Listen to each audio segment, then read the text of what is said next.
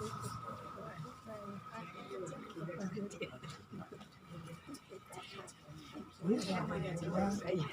सनातनी भगवान, हे विष्णु परमात्मा,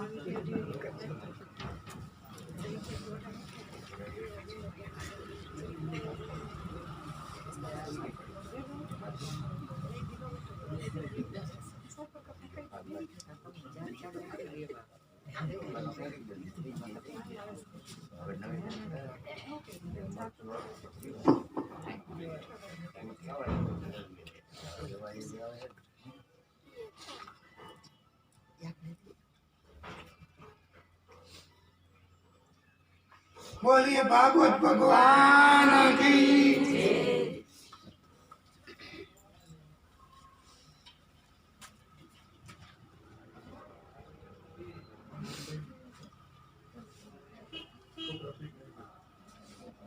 यशोदा जी, नंद जी, गोपीओ, गोवाळो ए बधाई आ कृष्णनी विदाय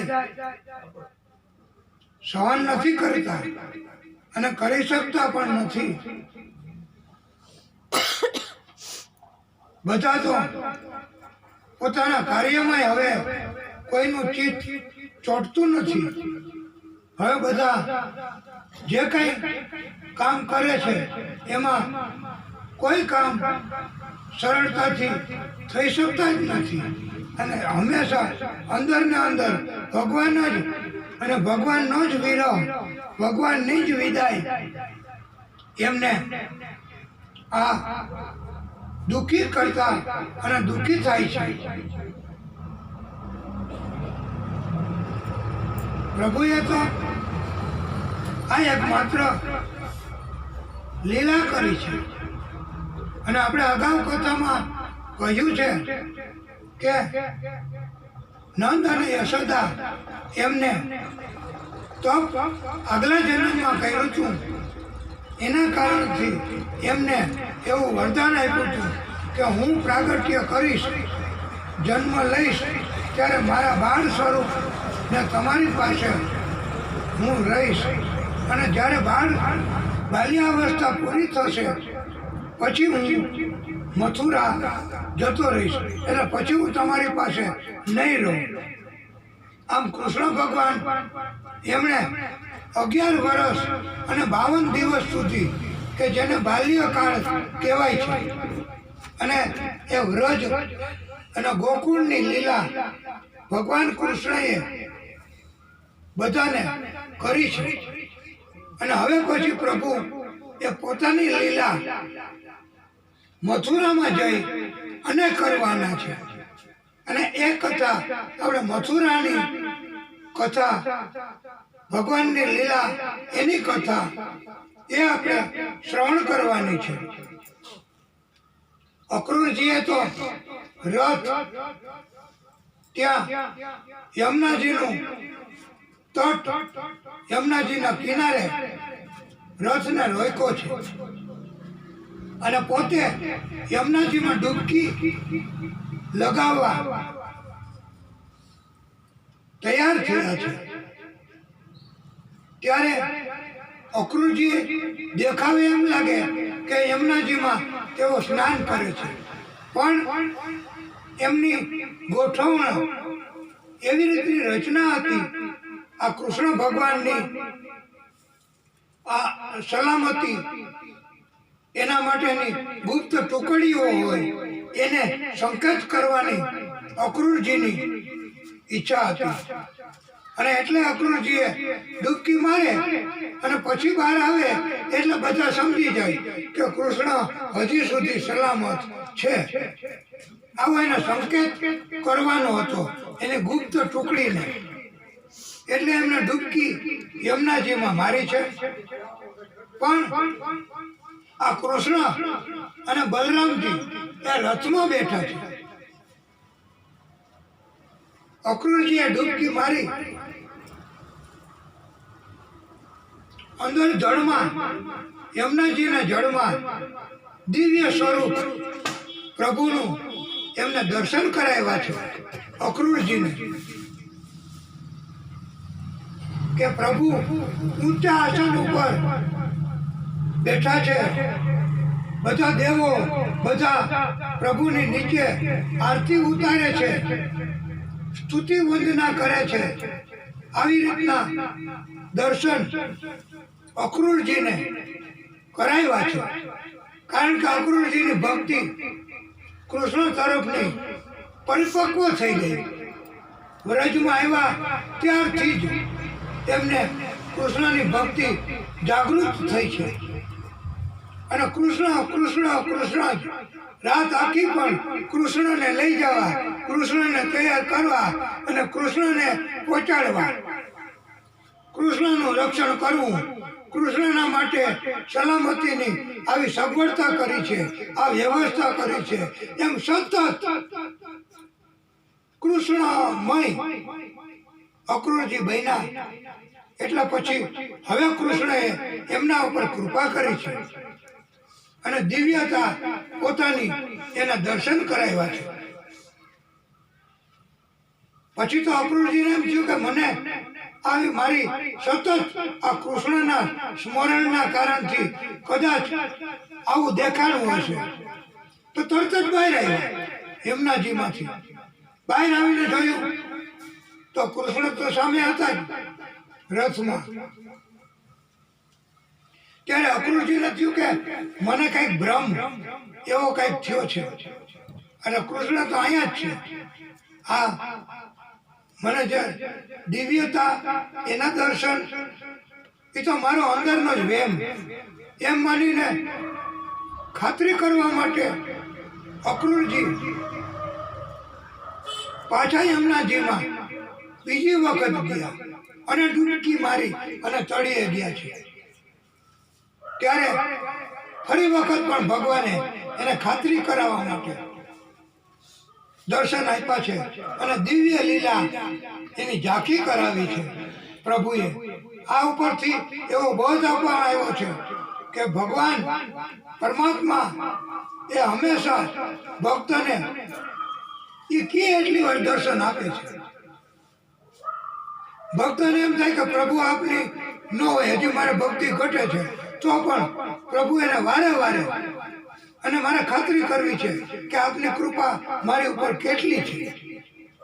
એમ ભક્ત ઈચ્છા કરે તો પ્રભુ એને ખાતરી પણ કરાવે છે કે મારી ઉપર મારે આ ભક્તિની અસરથી હું તમારી ઉપર પ્રસન્ન છું, હું તમારી ઉપર કૃપા કરું છું અને તો જ તમારે જોવો આ કઈ તકલીફ નથી નડતી. નહીતર તમે બીજાની ઉપર દ્રષ્ટિ કરો, બીજાની ઉપર તમે જોવો તો બીજાને અત્યારે કેવી તકલીફ હોય છે, કેટલા પ્રકારના રોગ, કેટલા પ્રકારની ઉપાધિ. એના બદલે અહીંયા આપણે આટલા દિવસથી આ ભાગવતજીની કથા ચાલુ કરી શકીએ છીએ અને કથા સાંભળી શકીએ છીએ અને બીજાને સંભળાવી શકીએ છીએ. એમ આ સરપંચ એમની ઈચ્છા કે મારે બધાને કથા સંભળાવી છે, એના વિડીયો ઉતારો, બધાને મોબાઈલમાં મોકલી દો અને સરકારને નિયમનું પાલન થાય એવી રીતે એનો દ્રઢ સંકલ્પ, એની ભક્તિ જાગી તો એક તાત્કાલિક ચાલુ કરો. હવે તો આ માગસર મહિનો એના દિવસ બહુ ઓછા હોય એટલે કાંઈ પણ વિલંબ નહીં. એ કે અત્યારે આવ્યા તમે તો અહીં રોકાઈ જ જાઓ, અમે બધું લેતા આવીશું તમારે જેતપુર જઈને. પણ અમે કીધું એમ શાંતિ અને ઉતાવળ ન કરાય, તમે જરાક, અને અમે અમારી રીતે તૈયારી કરીએ અને આજ નહીં પણ બીજા દિવસે આપણે કથા ચાલુ કરશું. અને એનો ઉત્સાહ જોઈને તો અમને એમ થયું કે આપણે હવે આ માગસર મહિનામાં જ આ ઉત્તમ માસ, માગસર મહિનો એ ભક્તિ માટેનો અને ભાગવતજીની કથા માટે અને વિષ્ણુ પરમાત્મા એમની ભક્તિ માટે આ માગસર મહિનો એ જ ઉત્તમ મહિનો છે. અને ભગવાને કહ્યું છે કે માસોમાં મૃગશીર્ષ માસ અહમ, એટલે એમ કીધું છે કે માગસર મહિના હું પોતે જ છે, એવું પરમાત્માએ કીધું છે. અને એટલે માગસર અને સરપંચ અમે કીધું પણ હવે ટાઈટું બહુ પડશે ને, હવે બધી તકલીફ થાય ને આપણે હવે એના કરતા તો પછી આપણે આ 2 મહિના પછી જવા દઈએ. એ કે ના આપણે તાત્કાલિક, અને અમને કોઈ એમ થયું કે આ ભક્તિ કહેવાય, આનું નામ એની ઉત્કંઠા કહેવાય. અને જ્યારે એક સામાન્ય શિક્ષક હોય છે એને પણ એમ થાય કે આ વિદ્યાર્થી એમને જ્ઞાન પ્રાપ્ત કરવાની આટલી બધી ઈચ્છા છે, અને જે કાંઈ હોમવર્ક આપે એ બધું હોમવર્ક પૂરું કરીને જ આવે છે, અને પછી એને જે કાંઈ પ્રશ્ન પૂછીએ એ એને યાદ રહી જાય છે. તો એવા પ્રિય એવા શિષ્ય હોય એ ગુરુને પ્રિય હોય, શિક્ષકને પણ એવા વિદ્યાર્થીઓ પ્રિય હોય છે, અને એને એમ કહે છે કે તમે આગળ બેસો આગલી લાઈનમાં. હવે શિક્ષકને જો આવી અસર થતી હોય તો પછી અમે તો વક્તા, તો અમને તો એવી અસર થાય જ ને કે સરપંચશ્રીને આટલો બધો ઉત્સાહ, તો પછી અમારે એ ભલે ગમે તેટલું આપણે સહન કરવું પડે, પણ આપણે એની ઈચ્છા એને જ મહત્વ આપો, એની ઈચ્છા એ જ પ્રભુની ઈચ્છા એમ માનીને આ તાત્કાલિક. અને આપણે જોવો તો દિવસો કેવી રીતે વયા ગયા. આજે 6થો દિવસ, અને હવે તો કાલે સપ્તમ દિન, અને 7મા દિવસે આપણે કથામાં જે કાંઈ પ્રસંગો કીધા હોય એમનું વિશેષ સંપાદન કરવાનું અને બધાને સંભળાવવાની. અને પછી આવતીકાલે બહુ કથા, આપણે બધાને ખબર છે કે ઘણી કથાઓ સાંભળવા આપ સર્વે ગયા હોય. એટલે સપ્તમ દિન, અને આ પછી આપણે અહીંયા આવી ભક્તિ આ સરપંચશ્રીને આજે લાવો પ્રભુએ આપ્યો છે, એની ભક્તિ પરિપક્વ થઈ એટલે જ આવી. અને એવી રીતે જ આ ભગવાન કૃષ્ણએ ઉદ્ધવજીને બીજી વાર પણ દર્શન આપ્યા છે યમુનાજીની અંદર. અને ત્યારે અક્રૂરજીને એમ થયું કે હું તો આ મારા ખોટા વહેમમાં છું, હું તો એમ માનું છું કે મેં આ કૃષ્ણ એમના રક્ષણની આવી રીતે વ્યવસ્થા કરી છે, હું કોણ એમના સંરક્ષણ કરવા વાળો. અને એ તો પોતે એ કઈ સામાન્ય બાળક નથી, એ તો પરમ પરમાત્મા વિષ્ણુ પરમાત્મા એનું પ્રાગટ્ય છે, પરમ બ્રહ્મ સ્વરૂપ છે. પછી તો અક્રૂરજીને પોતાનું જે અંદર થોડું અભિમાન હતું એ પણ ઉતરી ગયું, અને હવે પોતે નિશ્ચિત બન્યા છે કે એની રક્ષણ કરવાનું ન હોય, એ જ બધાયનું રક્ષણ કરે છે, એ જ બધાયનું પાલન પોષણ કરે છે. અને બ્રહ્મ સ્વરૂપના અક્રૂરજીને દર્શન થયા. અક્રૂરજીએ તો કૃષ્ણને બહાર આવીને પ્રાર્થના કરી કે તમે આખા બ્રહ્માંડનું પાલન કરનારા છો, રક્ષણ કરનારા છો, આપની સુરક્ષા હું કોણ ગોઠવી શકું, અને મારું અભિમાન તૂટ્યું છે. પછી તો બધાને મથુરામાં પહોંચાડ્યા.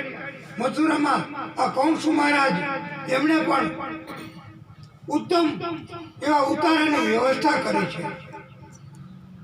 પહેલી જ ખબર ક્યાંથી પડી જાય, કોઈ મહેમાન આવે તો કોઈ પણ હોય તો એ આપણે ત્યાં પધારે તો રોકાવાના હોય તો પહેલી આપણી ખબર એમને પહેલી છાપ કઈ કે એમને તમે કેવો ઉતારો આપો છો, એમને તમે કેવું બિછાનું આપો છો, એમને તમે કેવું ભોજન આપો છો, એના ઉપરથી જ પ્રથમ છાપ પડે જ.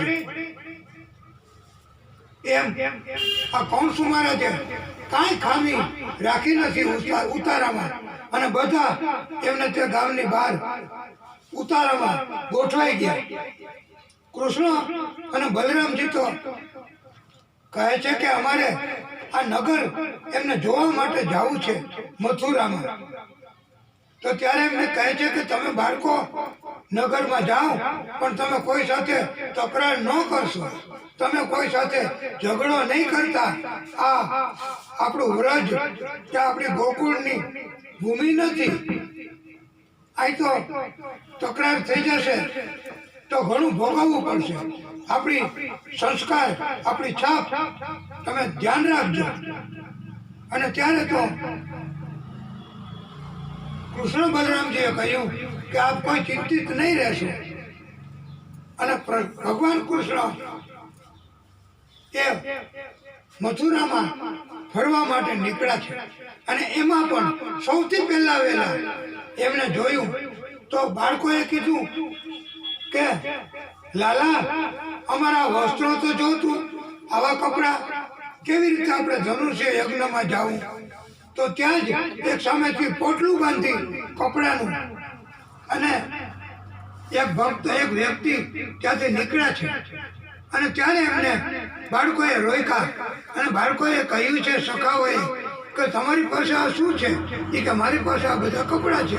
તો એ કે લાવો અમને, અમારી પાસે નબળા છે કપડાં. તો ત્યારે એ વ્યક્તિએ કહ્યું કે આ તો કૌંસના દરબારમાં બધા ધની માણસો છે, એમના કપડાં છે. આવા સુંદર કપડાં તમને ન પહેરવા દેવાય. ત્યારે બાળકોએ પણ એવો હળવો વિનોદ કર્યો અને એમણે તો ના પાડી.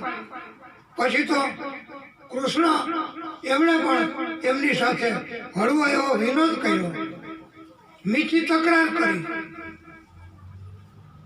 અને અંતે પછી એ કપડાં આપવા ઇનકાર કરતા હતા. એટલે એમની ઉપર પ્રભુએ કૃપા કરી છે, એ વ્યક્તિ ઉપર. અને એ વ્યક્તિ ઉપર કૃપા કરી અને ભગવાને પોતાના હાથથી, પોતાના જાતે એમની ઉપર કૃપા કરી અને એમને પોતાના ધામમાં મોકલ્યા. સૌથી પહેલા મથુરામાં ભગવાન કૃષ્ણએ જોયું તો આ એક જ વ્યક્તિ એ લાયક હતા કે જેને ધામમાં મોકલવા પાત્ર હોય, એવા કર્મો હોય. એ આ એક જ વ્યક્તિ. એ વ્યક્તિ એવું કામ કરતા હતા કે બીજાના મેલ પોતે લઈ લે અને બીજાને ઉજળા અને સુંદર બનાવે, એવું એ કામ કરતા હતા. એટલે ભગવાને એની ઉપર તો કૃપા કરવી જ પડે. અને એટલે એની ઉપર ભગવાને એને ધામમાં મોકલ્યા છે. આવી કાળક્રમે પછી એ વ્યક્તિ, એનું ગ્રુપ, એની નાઈટ, એ અત્યારે કળિયુગમાં આપણે એને જે બીજાના કપડાં ધોવે છે અને સાફ કરીને આપે છે, એવી જ્ઞાતિના માણસો તરીકે ઓળખીએ છીએ. અને એ જ્ઞાતિના માણસોએ પણ એવો અભિમાન કરવાનો, એવો ગર્વ કરવાનો અને કૃષ્ણની ભક્તિ કરવાનો કે અમારા વડવા એની ઉપર તમે કૃપા કરી. સૌથી પહેલા તમે એને મોક્ષ ગતિ આપવા પાત્ર મથુરામાં ગણ્યા છે, તો અમે તમારી ભક્તિ કરીએ અને અમને તમે મોક્ષ ગતિ આપો. એમ એમણે વિચારવાનું છે, એમ એમણે અભિગમ રાખવાનો છે. એટલે આ જ્ઞાતિના લોકો એને એમ માનવાનું છે કે બધાય કરતા તેઓ બહુ આગળ છે, બહુ ઉત્તમ છે. આ જ્ઞાતિના માણસો ભક્તિમાં આગળ છે એમ માનવાનું છે. અને કૃષ્ણ ભક્તિ અને ભાગવતજીની કથા એમણે પણ એક ચિત્તે સાંભળવાની છે. આ જ્ઞાતિના માણસો એટલે એ અત્યારે આપણે એને ઓળખીએ છીએ તો ધોબી તરીકે ઓળખીએ છીએ. તો એમણે એમ નથી માનવાનું કે અમારા પૂર્વજોને ભગવાને મૃત્યુ કર્યું હતું એટલે અમારે એમની સાથે વેર, અમારે એમની કથા ન સાંભળવી, અમારે એ કથાનો પાઠ, એ કથાનો ભાગ પણ ન સાંભળવો, એવું આ જ્ઞાતિના લોકોએ માનવાનું નથી. ઉલટાનું એને એમ માનવાનું છે કે ભગવાન એમણે અમારી જ્ઞાતિ, અમારા પૂર્વજોને લાયક ગણ્યા છે અને એમની ઉપર કૃપા કરી એને ધામ આપ્યું છે. તો અમારે ધામ જોઈએ, તો અમારે ભક્તિ કરવી, અમારે કથા સાંભળવી, એવો અભિગમ રાખવાનો છે. અને કથાની રચના કરવા વાળા પ્રભુ પોતે જ એ કાંઈ કોઈ જ્ઞાતિની તરફેણ કરે, કોઈ જ્ઞાતિનો વિરોધ કરે, એવું ક્યારેય સંભવિત જ નથી. એટલે ભગવાનની આ કથા એને કોઈ જ્ઞાતિ હારે કોઈ શત્રુતા નથી. ઉલટાના ભગવાન તો એક જ ભક્તને જ ઓળખે, ભક્તને જ પ્રેમ કરે અને ભક્ત જ ભગવાનને પ્રેમ કરે. બસ એના સિવાય પ્રભુ કોઈ જ્ઞાતિમાં માનતા નથી કે કોઈ ગ્રુપમાં માનતા નથી કે કોઈ ધર્મમાં માનતા નથી. ભક્ત ઈ જ, અને ભક્તોને ધ્યાન રાખવું, એનું રક્ષણ કરવું. પ્રભુ એમ કહે છે કે એ જ મારું કામ, અને ભક્તોનું કામ જ માત્ર ભગવાનને રાજી કરવા, એની ભક્તિ કરવી. બસ આ સિવાય ભગવાન કહે છે કે મને કોઈ તરફ શત્રુતા નથી કે મને કોઈ તરફ પ્રીતિ નથી. માટે કદાચ આ કથા સાંભળે એમને પણ હવે પછી એવો અભિગમ રાખવો કે જે ભાગવતકારોએ બોધ આપ્યો છે, અને એમણે પણ એ જ્ઞાતિના માણસોએ પણ ભક્તિ કરવી અને ભાગવતજીની કથા સાંભળવી, એના તરફ અણગમો ન રાખવો. પછી તો બાળકોએ કપડાં લીધા, કપડાં બરાબર થતા નહોતા, તો પ્રભુને કહ્યું કે કપડાને જરા માપના કરાવી આપો ને. ત્યાં એક દુકાન કે ત્યાં જગ્યા હતી, ત્યાં કપડાને માપના કરવા વાળા હતા. એને ત્યાં જઈને સખાઓએ કીધું કે અમારા કપડા માપના કરી આપશો? તો એ કે હા, લાવો લાવો. તરત જ માપના કપડા કરી આપ્યા. અને પછી એમને કીધું કે ભગવાન પોતે એમની પાસે ગયા છે, એમની ઉપર કૃપા કરી છે કે તમે ઉત્તમ કામ અમારા ભક્તોનું કર્યું છે, તો હવે તમને તમારી રોજી રોટી, તમારો ધંધો રોજગાર આ પ્રકારનો એમાં ક્યારેય ખોટ નહીં આવે, ક્યારેય ખામી નહીં આવે.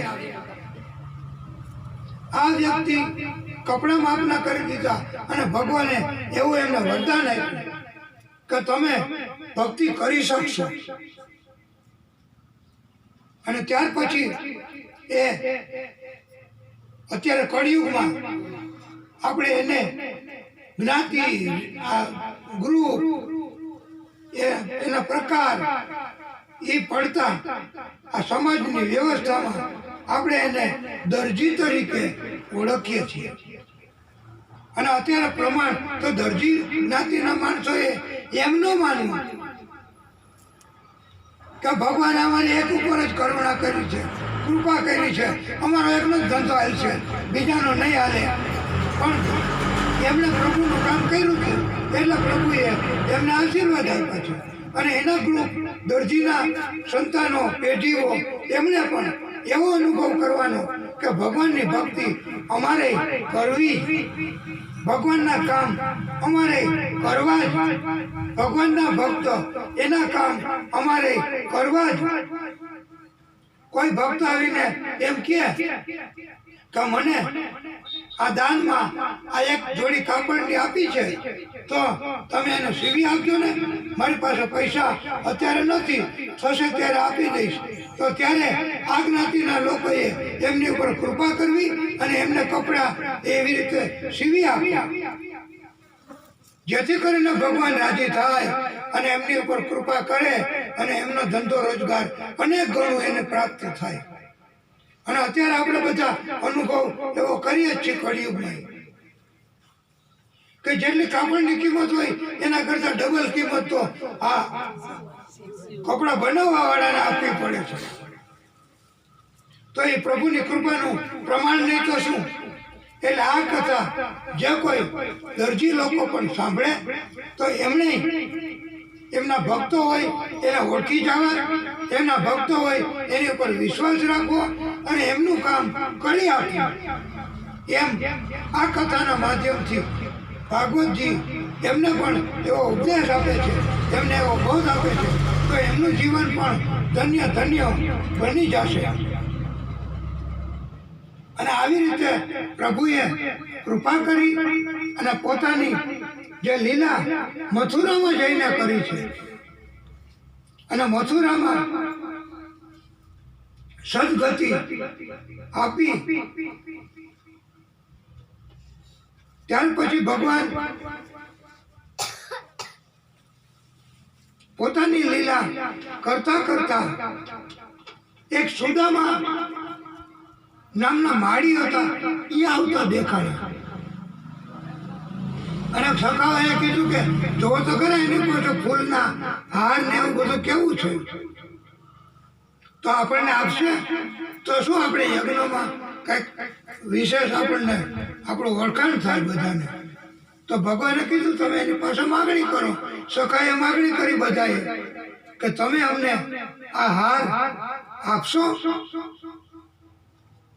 અને પછી એમણે કીધું કે હું તો ત્યાં કૌંસના દરબારમાં જાઉં છું એને આપ્યા પણ તો લાવો તમને બધાને પહેરાવી આપે બધાને હાર પહેરાવી આપે અને એની ઉપર પણ પ્રભુએ અવિચળ ભક્તિ એ કરશે એવી એમને કૃપા કરી અને વરદાન આપ્યું છે એટલે ફૂલ બનાવવા વાળા એની માળા વેચવા વાળા એની ઉપર પણ એ માળા કરતા હોય ને જ્યારે એની મંડીમાં એની દુકાનમાં કે એની જગ્યામાં ત્યારે એ તો ભગવાનની ભક્તિ જ કરતા હોય ભગવાનનું ચિંતન જ કરતા હોય અને ભગવાને એને વરદાન આપ્યું છે રાજી થઈને અને એટલે તમે જોજો કે એનું ધ્યાન હાર બનાવવામાં ન હોય તો પણ એ તમને હાર એટલો સુંદર લાગે એના રંગ બેરંગી ફૂલ એવી રીતે એમાં હારમાં ગૂંથતા હોય તો મહિલાઓને એને બધાને શણગારમાં એનો ઉપયોગ કરે છે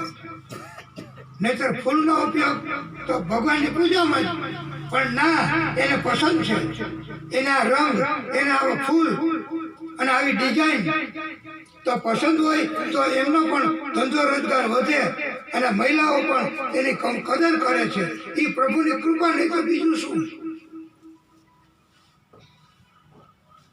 આમ પ્રભુએ એની ઉપર પણ કૃપા કરી છે અને હવે ભગવાન એક એના ભક્ત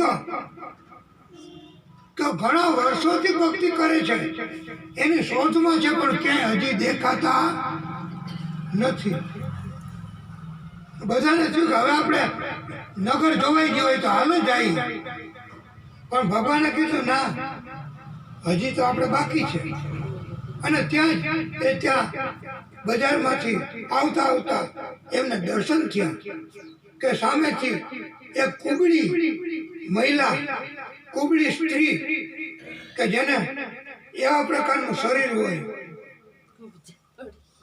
એને આપણે એમ ન કહેવાય આંધળાને આંધળો ન કહેવાય સુરદાસ કહેવાય એમ આપણે કથામાં પણ વાણીમાં આપણે ધ્યાન રાખવું પડે એટલે એને કુબડી એવી ભાષામાં એ શુદ્ધ ભાષા છે અને એટલે એ ત્યાંથી આવતા હતા એનું શરીર કેટલી જગ્યાએ થયો વળી ગયેલું હતું મન તો હાલી શકે એક હાથમાં લાકડી એક હાથમાં પાત્ર હતું એમાં ચંદન બનાવી અને કૌંસના દરબારમાં બધાને ચંદન કરવા એ દરરોજ જતા પણ સ્મરણ કરતા ભગવાનનું ચંદન બનાવતી વખતે કીર્તન કરતા ભગવાનનું અને એ કર્મ એના પાકી ગયા એટલે ભગવાન પાસે આવ્યા અને ભગવાને પોતે એમને કહ્યું એ બરાબર સાંભળજો કે કૃષ્ણ ભગવાને કહ્યું કે સુંદરી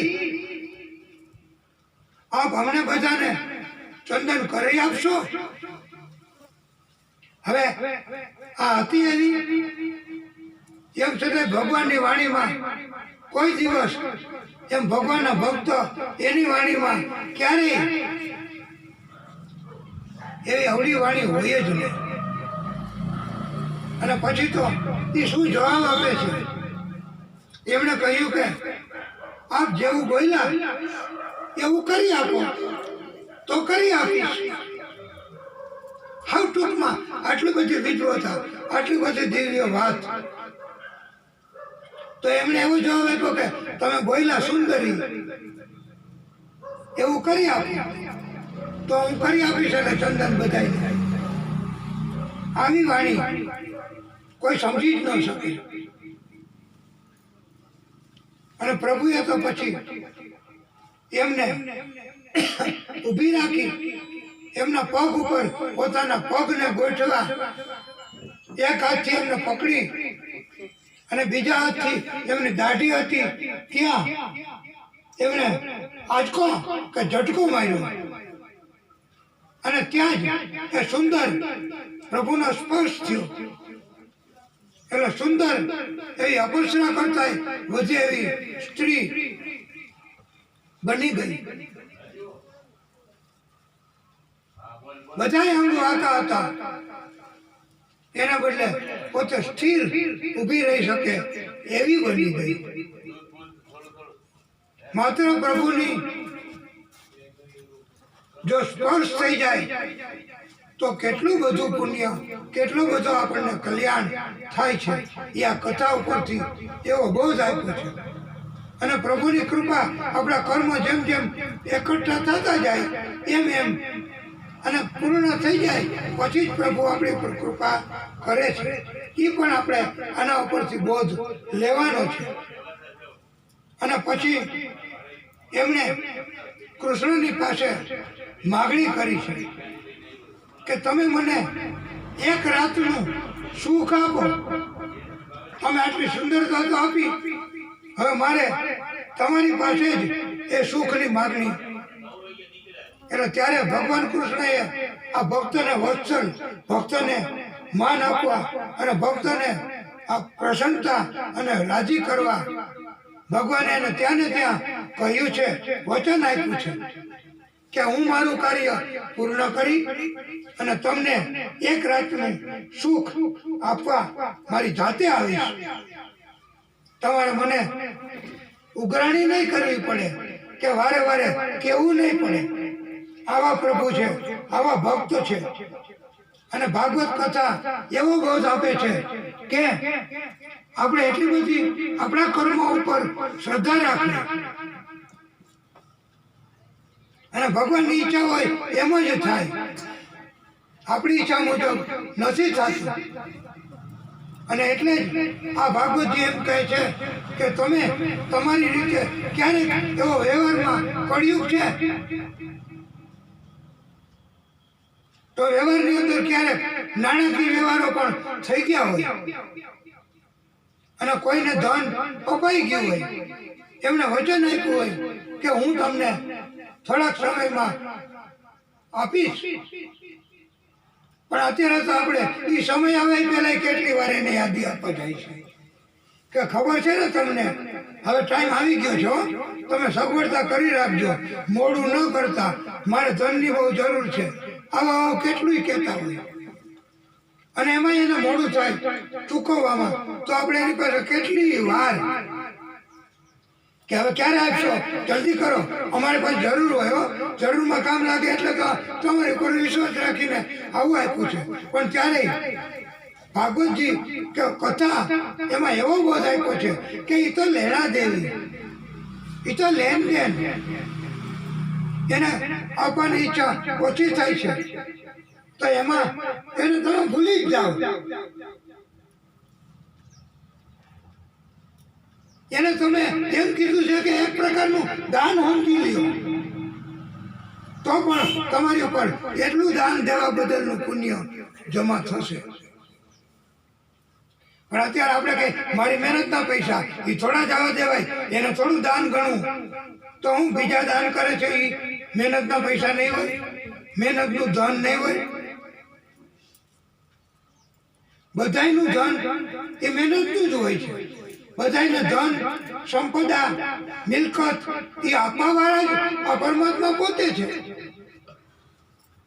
કોઈને સરળતાથી મળી જાય તો એમ કહેવાનું કે એને બેઈમાની કરીને મેળવ્યું છે. એની આવી વાતો કરવાની, એની આવી નિંદા કરવાની, એની આવી ટીકા કરવાની કે એની પાસે કાળું નાણું છે એટલે કાળું નાણું. પણ આ તો પ્રભુની કૃપા તો તમે મેળવી લ્યો ને, તમે એવી રીતે ધન પ્રાપ્ત કરી લ્યો ને, પણ ન થાય. પ્રભુની ઈચ્છા હોય એની પાસે જ ધન આવે છે અને એ પછી એ ધનનો ઉપયોગ કેટલો બધો કરે છે, સદુપયોગ કેવો કરે છે, એ પણ આપણે જોવું જોઈએ. એમની ટીકા કે નિંદા ન કરાય. અને એવું જોઈશું ત્યારે જ આપણને ખબર પડશે કે આટલું બધું ધન મળે છે પણ આપે છે તો જોવો. ઘણી જગ્યાએ તો ઘણાને એવો અનુભવ હશે, અમને પણ એવા અનુભવ છે કે ગમે એટલા માણસો હોય બધાને એનું જમણવાર અમારા તરફથી અને 7 દિવસ. અને એમ કહે છે કે જેટલી કથા કરવા જાઓ ત્યાં તમે અમારા ધ્યાન ઉપર મૂકજો કે અમારી આટલી કથા આ જગ્યાએ ચાલુ છે, અમે ત્યાં ધ્યાન આપી જશું. ઈ ગામમાં કે ત્યાં કોઈ પાસે શક્તિ નહીં હોય છે. આવા પણ દાની માણસો આ પૃથ્વી ઉપર આ કળિયુગમાં છે જ. અને એટલે જ કહેવામાં આવ્યું છે કે કોઈનું કામ ક્યારેય આ ધનના કારણથી અટકતું નથી. પછી ધન ઘણું હોય અને નીતિમાં કચરો હોય અને અંદર પેટમાં પાપ હોય, કપટ હોય, તો પછી કાર્ય સફળ ન થાય. તો એ વાત એમ કીધું છે ભગવાને કે એ તમારા અંગત કર્મ, પણ શુભ નિષ્ઠાથી શ્રદ્ધાથી તમે કાર્યને શરૂ કરો પછી અટકતું નથી. એમ ભગવાને આ બોધ ભાગવતકારોએ આપણને દિવ્ય પ્રકારે આપ્યો છે. અને પછી તો પ્રભુ ત્યાંથી તાત્કાલિક જ્યાં યજ્ઞ હતો એ જગ્યાએ પહોંચી ગયા. અહીંયા આવ્યા નહીં, આગલે દિવસે. અને ત્યાં તો મહારાજે બહુ કડક વ્યવસ્થા ગોઠવી હતી, કોઈ પાસે ન જઈ શકે એટલા સૈનિકો કે ધનુષ્યની પાસે કોઈ જાય નહીં એવી વ્યવસ્થા. અને ધનુષ્યનો આ યજ્ઞ કરવાનો હતો. પણ કૃષ્ણ અને બલરામજી એ તો ત્યાં ગયા. એને સૈનિકોએ રોક્યા કે કાલે છે બધું, આજે તમે જાઓ.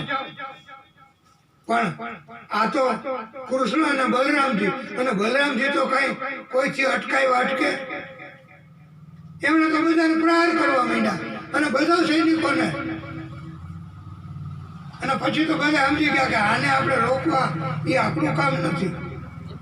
અને પછી ત્યાંથી ભગવાને કૃષ્ણએ પોતે એ ધનુષ્ય હતું, એ ધનુષ્ય લઈ અને ધનુષ્યને આગલા દિવસે તોડી નાખ્યું.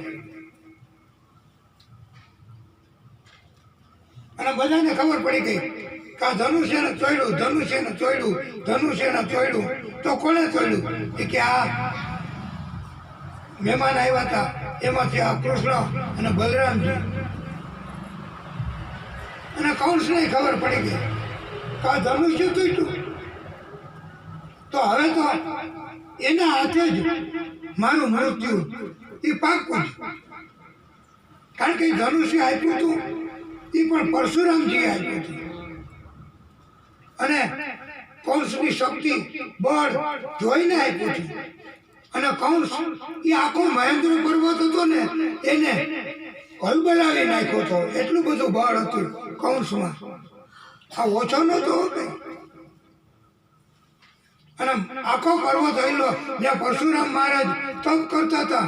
અને એમ થયું કે આ પર્વતને આવી રીતે કોણ હલાવી શકે છે? ત્યારે જોયું તો એને કીધું કૌંસને કે આટલું બધું બળ છે તારામાં, તો તું આના મારું ધનુષ્ય એ તો ચડાવી શકે છે. તો કૌંસે તો એ ધનુષ્ય પણ ચડાવીને બતાવ્યું. એટલો બધો બળવાન. એટલે આપણે તો કૌંસ મહારાજ જ કહેવું હો. કારણ કે એના બળની આગળ આપણું તો કામ જ નહીં. આ તો ભગવાન આપણું ધ્યાન રાખે અને રક્ષણ કરે. એટલે આપણને આ દૈત્યો કે એવા પ્રકારના પાપી માણસો આપણું ભગવાન રક્ષણ કરે છે. એટલે આપણને નુકસાન નથી કરતા. પછી તો ધનુષ્ય આપ્યું અને એમ કીધું કે આ ધનુષ્ય જે તોડશે એના હાથે જ તમારું મૃત્યુ થશે. એટલે એ કૌંસે એ ધનુષ્ય રાખ્યું હતું. કોઈ તોડી શકતા નહીં, ઉપાડી શકતા નહીં, હલાવી શકતા નહીં. અને પછી એને ખાતરી થઈ રાતના તો નીંદ ન આવી એમને. અને દરવાજામાં આગળ પ્રવેશ થાય ત્યાં જ એક કુંવલિયા પીર નામનો હાથી એમને ત્યાં રાખ્યો હતો. એટલો બળવાન હાથી કે એના જેવું કોઈ બળવાન નહીં. આ કુંવલિયા પીર હાથી કે ભગવાન આ કુંવલિયા પીર હાથી એ જરાસંઘ નામનો અતિ બળવાન એવો મોટો રાજા હતો. એ વખતે એને જેવું કોઈ બળવાન નહીં. એની પાસે આ બળવાન હાથી હતો. અને એ હાથી આ કૌંસ એના બળથી એ હાથી એમને ભેટ આપ્યો. અને જરાસંઘે એમની બે કન્યા હતી, દીકરીઓ હતી, અસ્થિ અને પ્રાપ્તિ એના નામ. એ બે કન્યા પણ કૌંસને પરણાવી દીધી. અત્યારે એક કન્યા પણ ઘણી વખત નથી પ્રાપ્ત થતી અને લગ્નની ઉંમર વટાવી જતા હોય છે યુવાનો, અને કોઈ કન્યા આપતા નથી. એને બદલે એક સાથે બે. પણ કઈ પરાક્રમ, દિવ્યતા, સદબુદ્ધિ, ભક્તિ એવું કઈક હોય તો કોઈ કૃપા કરે અને સામેથી દીકરી દેવા આવે. એટલે આવો બોધ ભાગવતજીએ આપ્યો છે. અને બે કન્યાઓ એમને આપી અને એ હાથી ત્યાં આંગણામાં જ રાખ્યો કે ત્યાંથી નીકળે અને પાછું હાથીને નશોઈ કરાવ્યો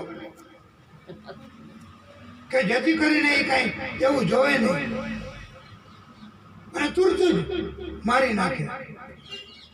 એટલે ત્યાંથી તો આવવું જ પડે. અને ત્યારે આ બલરામજી અને કૃષ્ણ એ હાથીને જોયો તો હાથીની પાસે બંનેએ હાથીનો વધ કરી નાખ્યો. એવો બલવાન હાથી છતાંય. અને એક એક દાંત, એ આનો દાંત કેટલો મજબૂત હોય. કૃષ્ણએ અને બલરામજીએ એક એક દાંત ખેંચી અને લઈ અને એ દાંતનો ઉપયોગ કરી અને હાથીના દાંતનો અને બધા ઉપર પ્રહારો કર્યા. અને આગળ ત્યાં મોટા મોટા મલ એમને પોતાના રક્ષણ માટે આ કૌંસ મહારાજે રાખ્યા હતા કે એની તો કોઈ મારી જ ન શકે. આ મલ એ મલ એમને પણ આ ભગવાન કૃષ્ણ અને બલરામજી બબે બે એ ચાર મલ હતા. એમને એવા કુસ્તીબાજ, એવા બળવાન, તો પણ એમને ત્યાં મારી નાખ્યા, વધ કર્યો છે. અને પછી તો હવે બધી સુરક્ષા પૂરી થઈ ગઈ અને ભગવાન કૃષ્ણ પછી કઈ તક આપે? આવો મોટો આ કૌંસ મહારાજ, એના મોટા આવા પાપ. અને હવે ભગવાનને એ સમય નજીક આવ્યો અને કૃષ્ણ તો તુરત જ છલાંગ મારીને, કૂદકો મારીને એ કૌંસ મહારાજ ત્યાં ઊંચે બિરાજમાન હતા ત્યાં પહોંચી ગયા.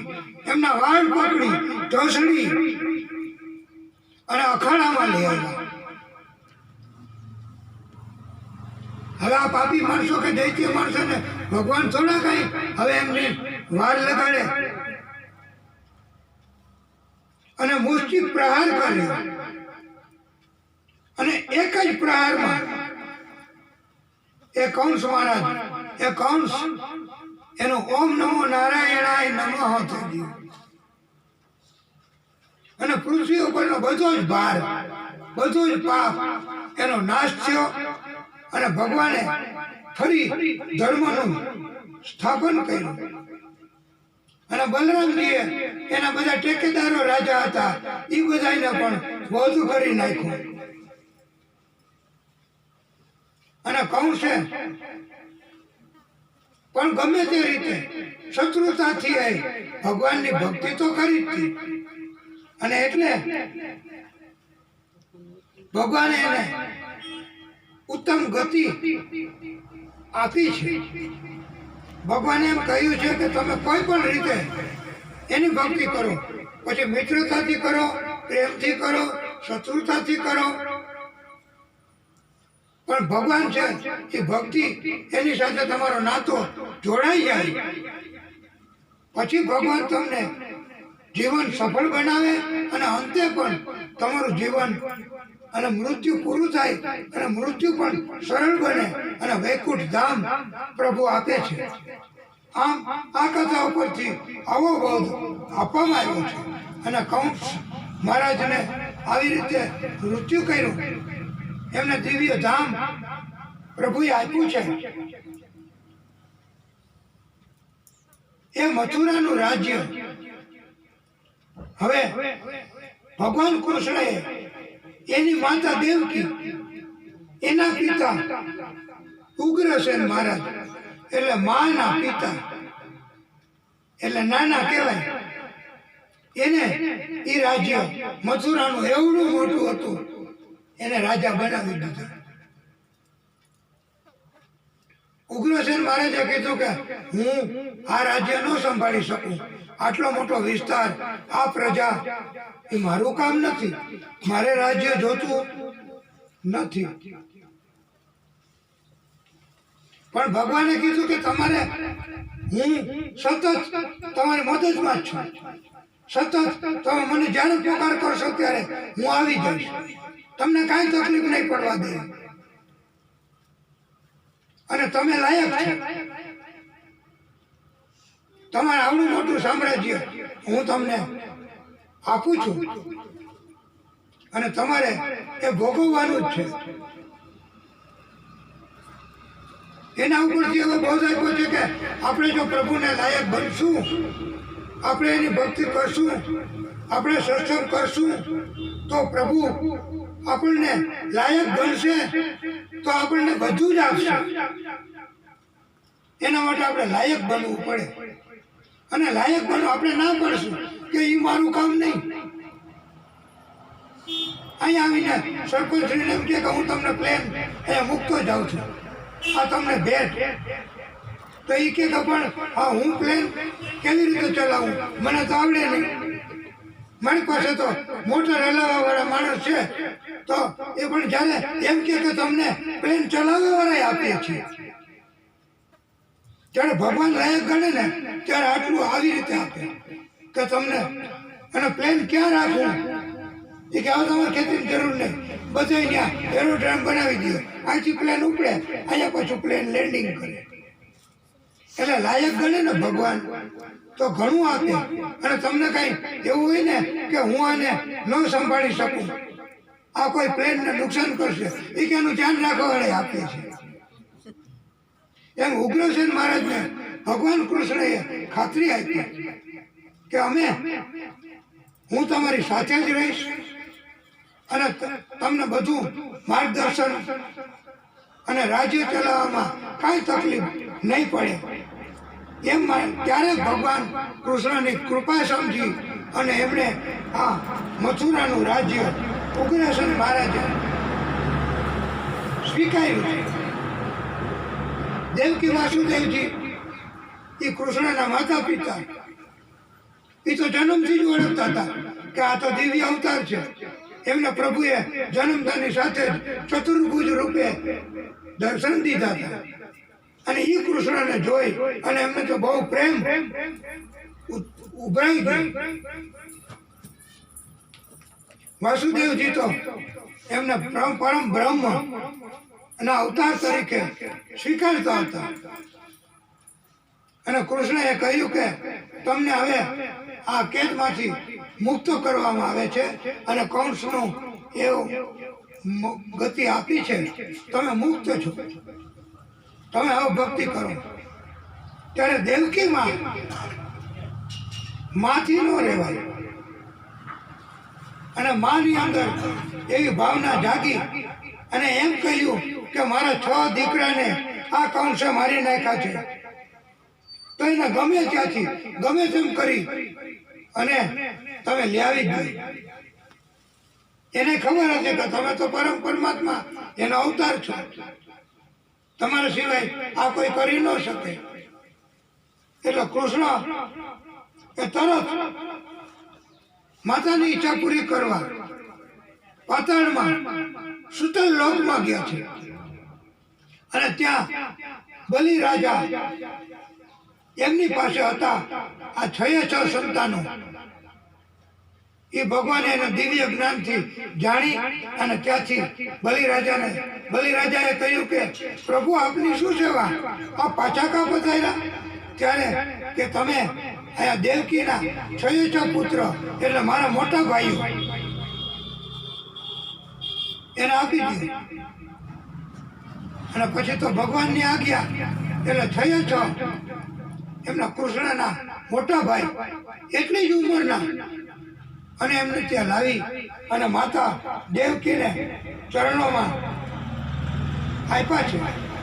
અને દેવકીમાં પણ આ બાળકોને પ્રાપ્ત કરવાથી અતિ આનંદ અને ઉત્સાહ અને એમને પણ પુત્ર પ્રેમ જાગૃત થયો છે. અને આ દ્રશ્ય આ બધું જોઈ મથુરામાં પણ બધાએ આ કૃષ્ણના કીર્તન કરવા માંડ્યા. ભલે ને પાપની નગરી હતી પણ હવે તો પ્રભુ પોતે ત્યાં પધાર્યા. એમ અહીંયા પેલા ગમે તે સ્થિતિ હોય પણ અહીંયા ભાગવત ભગવાન પધાર્યા છે. અહીંયા પ્રભુ કૃષ્ણ વિષ્ણુ પરમાત્મા અહીંયા મહાદેવજી એમના કીર્તન એમનું નામ સ્મરણ અને એમની ભક્તિ થાય છે આટલા સમયથી. તો અહીંયા પણ હવે ક્યારે એ ભક્તિ તો ઘટશે જ નહીં, કારણ કે પ્રભુ પધાર્યા છે. અને બધા એમ કીર્તન કરે છે, તેરે ચરણો મેં જાય જીગર ઓ સાવરા જાદુગર. એમ ભક્તો બધા ભગવાનને જાદુગર કહેવા માંડ્યા. એનું નામ પ્રેમ, એનું નામ ભક્તિ. અને બોલીએ સાવરા જાદુગર ભગવાન કી.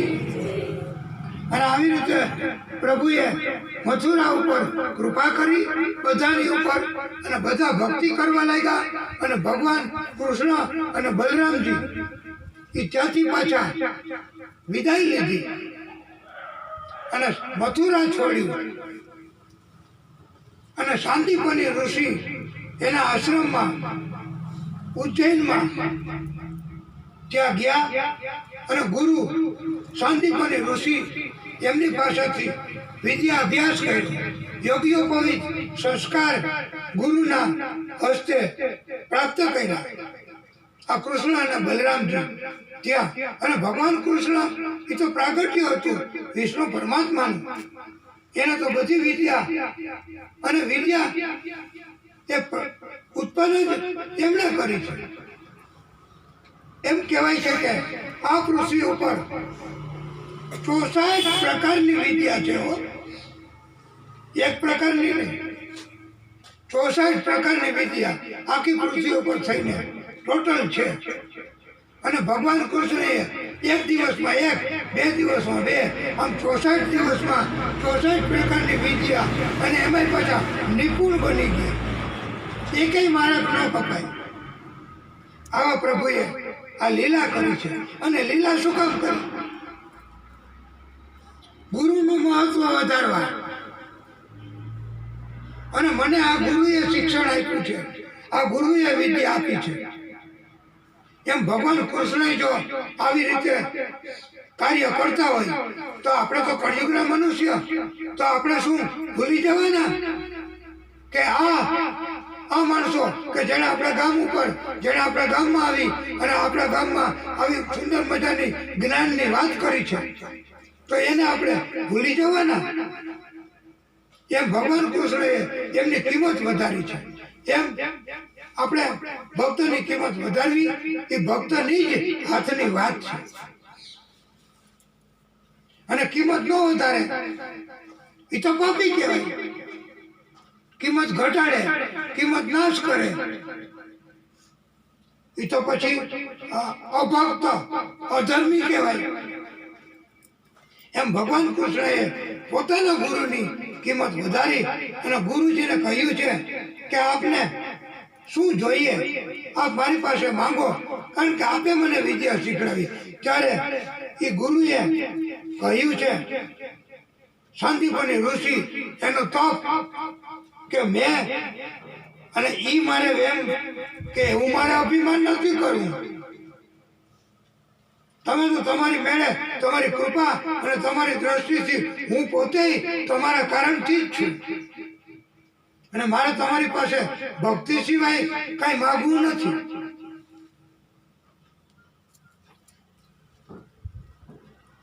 પણ ગુરુ માતા એનાથી ન રહેવાનું. એને એમ કીધું કે મારો અધિકાર બને હો, તમારે મને આપવું પડે. તો ત્યારે કૃષ્ણ કહેતો તમે કહો એ તમને આપું. તો ત્યારે ગુરુ માતાએ કહ્યું છે કે પ્રભાસ ક્ષેત્ર નામના વિસ્તારમાં ઘણા વર્ષો પહેલા અમારો પુત્ર એ સમુદ્ર લઈ ગયો છે. તમે પરમ બ્રહ્મ છો તો એ પુત્રને તમે લાવી આપો. ગુરુ માતાએ પણ એવું માંગ્યું છે. અને પછી તો કૃષ્ણ બલરામજી ત્યાંથી એ પ્રભાસ ક્ષેત્રમાં સમુદ્રની પાસે અને સમુદ્ર તો પ્રગટ થયા અને સ્તુતિ વંદના કરવા લાગ્યા કે પ્રભુ આપની શું ઈચ્છા, આપનો શું સંકલ્પ. અને ત્યારે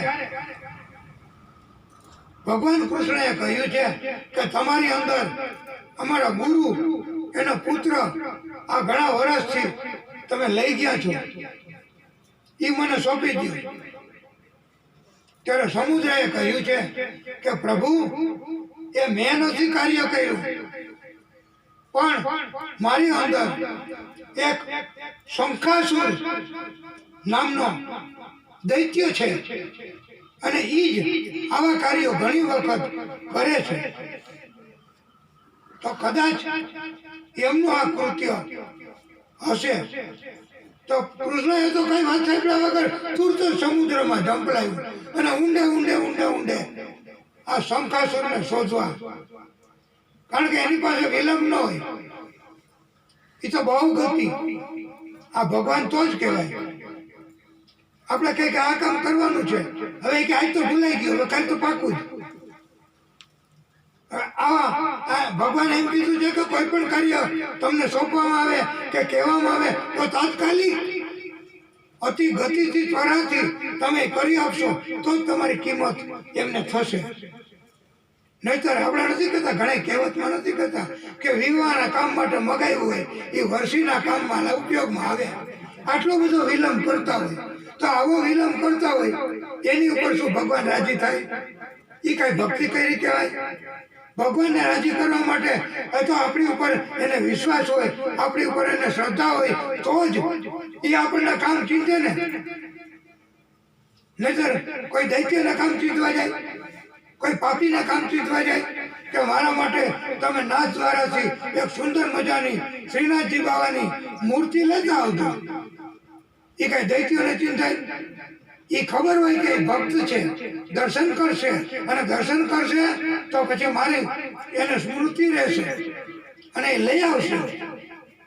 પછી એમ ન કે એ તો ભૂલાઈ ગયું, તો એ નાથ દ્વારાના દર્શન કર્યા ન કર્યા બરાબર. અને હાચા વૈષ્ણવ હોય ને એ તો આપને ઘણી વાર ખબર હશે કે દર્શન કરવા ઓચિંતા ના ગયા હોય, ગામને કોઈને પૂછવાની એ વખતે સમય પણ ન રહ્યો હોય અને નાથ દ્વારા ગયા તો એમ થયું કે અમારા ગામમાં આટલા આટલા વૃદ્ધો છે તો એમને માટે એમને ભક્તિ જગાડવા માટે શ્રીનાથજી બાવાની ઉત્તમ પ્રસાદી, એમના જે ચિહ્ન, એમની જે કઈ છબી, એવું બધું લાવો. પોતાના ખર્ચે લઈ આવે અને એ કે અમારે તમને આનું શું આપવાનું? એ કે હવે કાંઈ નહીં, તમે ભક્તિ કરો, એ જ અમારું મૂલ્ય છે. આમ ભક્તો અને વૈષ્ણવો એ બીજા ભક્તોને ભૂલતા નથી. અને ભગવાન પછી તો શંકાસુરને શોધી અને એમને ભગવાને વધ કરી નાખ્યો. પણ એની પાસેથી ક્યાંય આ ગુરુનો પુત્ર મળ્યો નથી. પણ ભગવાનને એમ થયું કે આની પાસે નથી તો હવે, અને આનો વધ તો થઈ ગયો. એટલે ભગવાને એની ઉપર કૃપા કરવા માટે એ શંખાસુર નામનો મોટો દૈત્ય હતો, એને પ્રભુએ પોતે કાયમ પોતાની પાસે ધારણ કર્યો છે. અને સ્થાન પોતાના હાથમાં પ્રભુએ આપ્યું છે. એટલે નથી કહેતા શંખ, ચક્ર, ગદા, પદ્મો આવું સ્વરૂપ. એટલે શંખને ભગવાને ધારણ કર્યો છે. અને આવી રીતે પંચજન્ય શંખ એની ઉપર પણ ભગવાન કૃષ્ણએ કૃપા કરી છે. પછી પાછા બહાર આવ્યા કે અહીંયા તો ગુરુનો પુત્ર નથી. તો તરત જ કૃષ્ણ અને બલરામજી જરા પણ વિલંબ કર્યા વગર યમરાજાની નગરી, સંયમી નગરી છે, ત્યાં પ્રાગટ્ય કર્યું અને ત્યાં પહોંચી ગયા. આટલા નાના બાળકો અને એમના ચોકીદાર, એમના બધા રક્ષકો, એ બધાએ કીધું કે તમે દેહધારી, તમે શરીર સાથે અમારા રાજાને ન મળી શકો, ન દર્શન કરી શકો. તો કૃષ્ણ અને બલરામજી કહે છે કે તો પછી અમે તમારા રાજા પાસે ન જઈ શકીએ? એ કે ના, તો હવે તમારા રાજાને જ અહીંયા બોલાવવા પડશે. ત્યારે ઓલા બધાને પૂછ્યું કે આ શું બોલે છે? આ નાના બાળકો, એને કઈ વાણીની ખબર પડે છે? આપણા રાજાને અહીંયા બોલાવશે? અને ભગવાન કૃષ્ણ એમણે તો એ શંખ, એનો ધ્વનિ પ્રગટ થયો.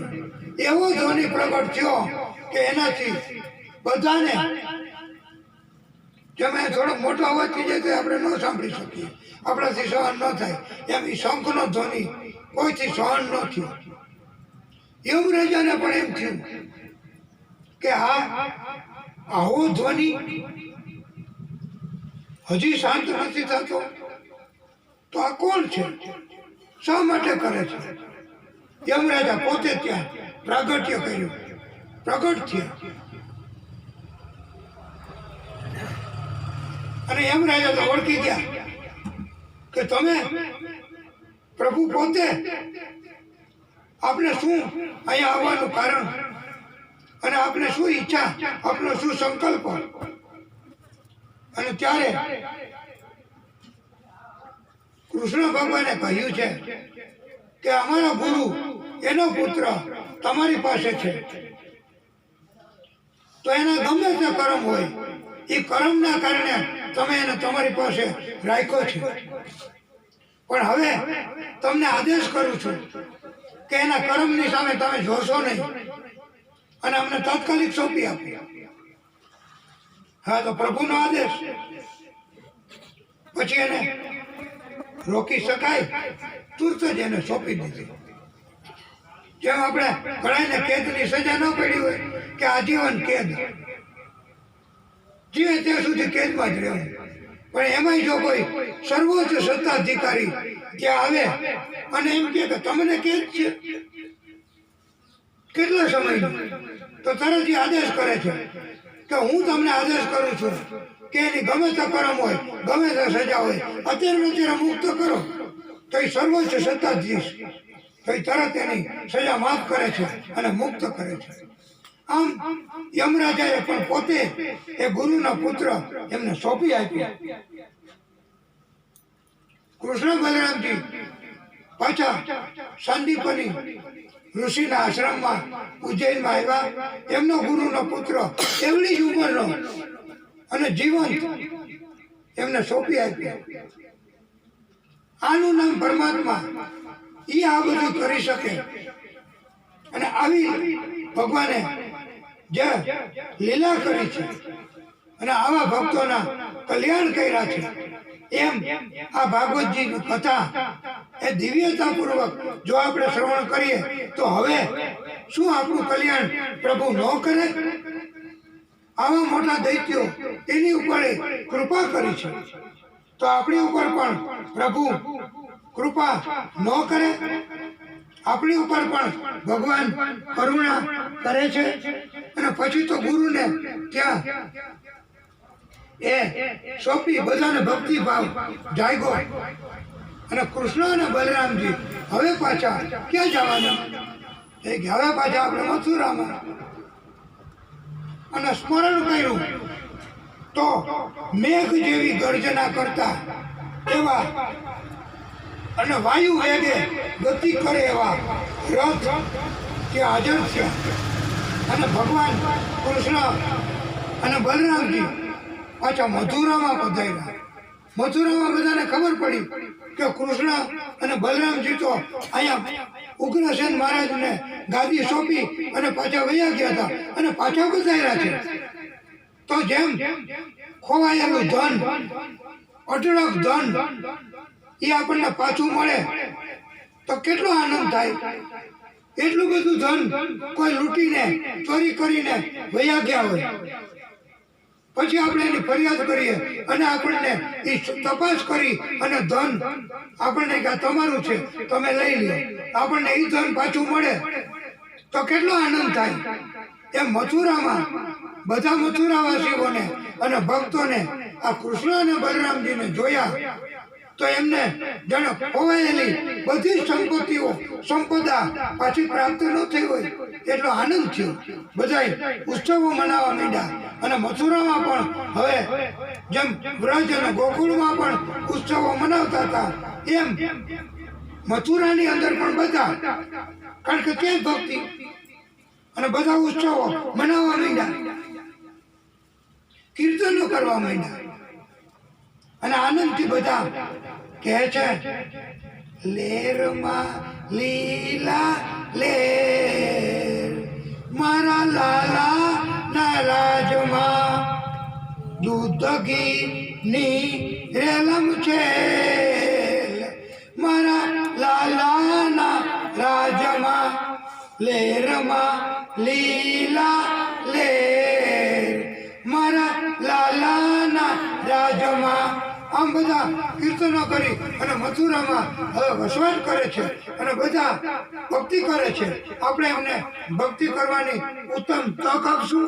અને હવે પછી બપોર પછીની કથા આપણે બરોબર 3 વાગે શરૂ એટલા માટે જ કરીશું કે પછી આપણે મહાલક્ષ્મીજી સ્વરૂપ રૂક્ષ્મણીજીના વિવાહ આજે સાંજે કરવાના છે.